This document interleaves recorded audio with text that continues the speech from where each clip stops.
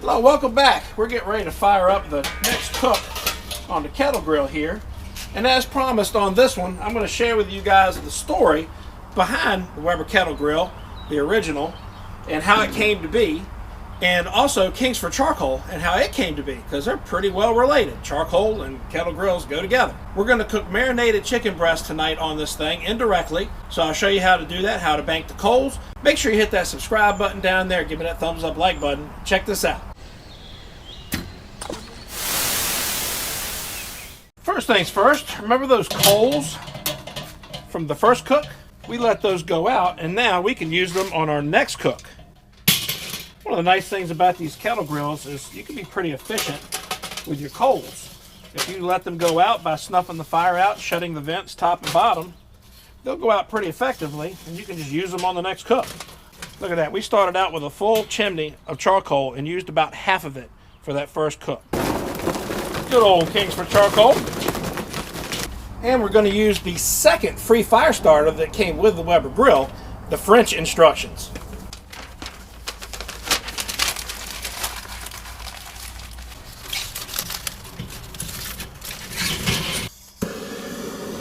So while that's getting going good, let's do a little chicken and egg trivia thing. Which came first, the charcoal or the kettle?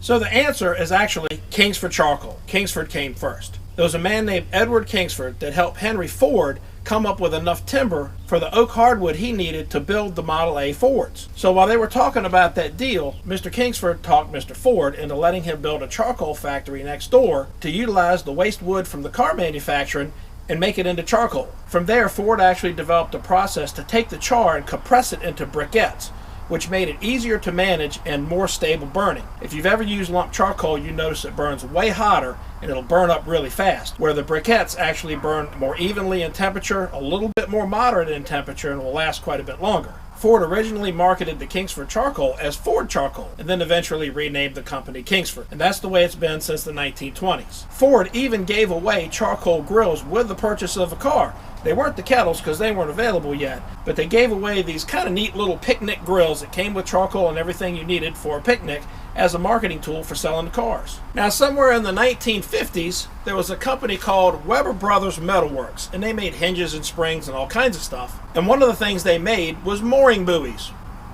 Look familiar? Now, there was a guy that worked for Weber Brothers Metal Works named George Stevens.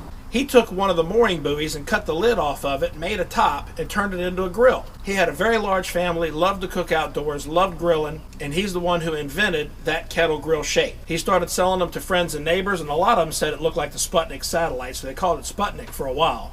At one point, Mr. Stevens branched out on his own, then he came back, basically took over Weber Brothers and turned it into Weber Grills, and then Weber Stevens Grills as he took over the entire company. And the kettle design hasn't changed a whole lot in about 70 or 80 years.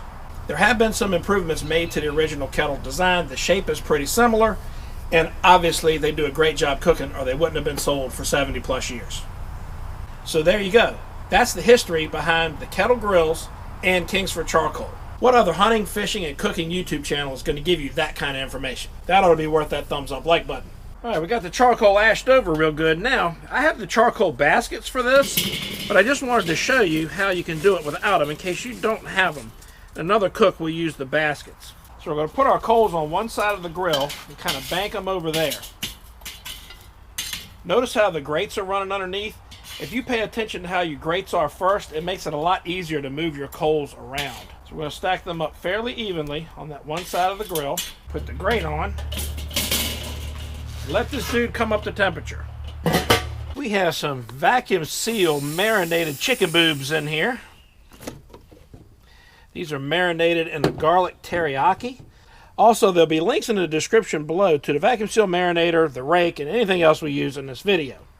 We gave the grill probably about 10 minutes or so, maybe 15. This part of the grill is screaming hot right now. So what we're going to do is we're going to put these breasts on that side first for just a quick sear. Since I haven't got my grill grates yet for this thing, believe me, they're coming. This is going to give us hopefully some decent marks and sear those chicken boobs for us. They smell fantastic already. Come on, babe.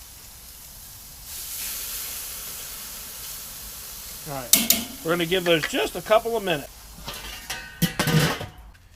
And you got to be careful at this step because you don't want to overcook these things. See, that sear's already good and charred. We don't want to do much more than that.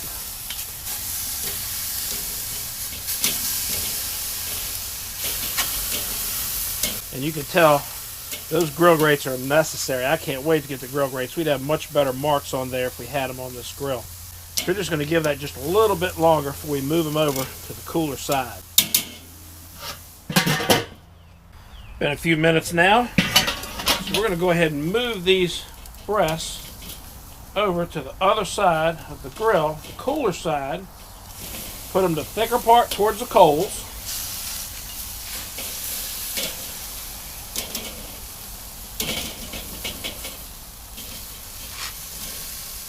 Put that there.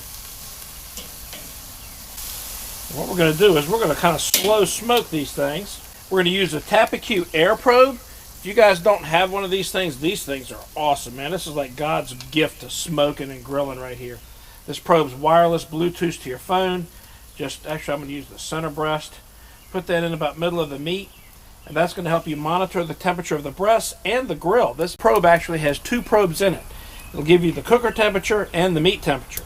And for a little kiss of smoke, we're going to put a little block of hickory right over there, and we're going to control the smoke by controlling our air. The air shutter on top of the lid is going to help us control our temperature for the grill and the smoke. You don't get smoke from wet wood, guys. Don't soak your wood. Don't soak your chips. You do that by controlling the air. Less air, more smoke. Incomplete combustion is what makes smoke.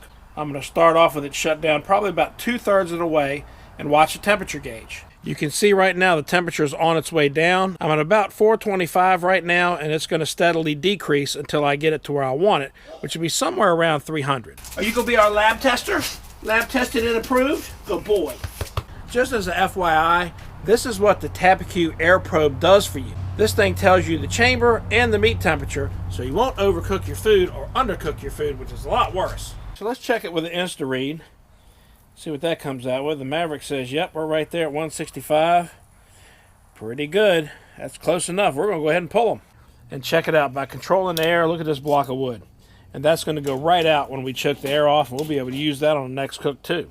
So there you go. Marinated chicken boobs on the kettle grill with a history lesson. Hopefully you enjoyed that as much as I'm going to enjoy these chicken breasts. Hit that subscribe button down there. And don't forget the bell icon too so you don't miss videos like this one. That thumbs up like button sure would be nice. And we'll see you next time. It's time to eat.